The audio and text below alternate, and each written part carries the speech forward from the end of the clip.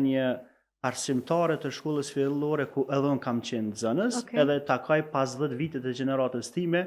edhe unë dhe me ky psikologu, realisht edhe pitha asaj që po tash do të më kuptu pak botën adoleshentëve, sepse i tregon të ajo ankesat për mbarvajtjen, për mënyrën që silleshin ata në shkollë, edhe po thotë, po Petret, po na s'kemi botë,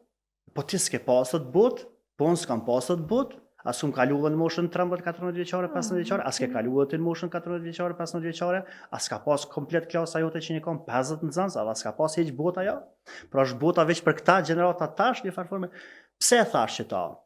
Pra e thash që ta për me tregu se si këtë transformimi kulturore dhe shoqërore, sidomos ky falla impakti i rrjeteve sociale ka bën një ndryshim shumë të vrullshëm dhe shumë madhor në mënyrën që funksionojnë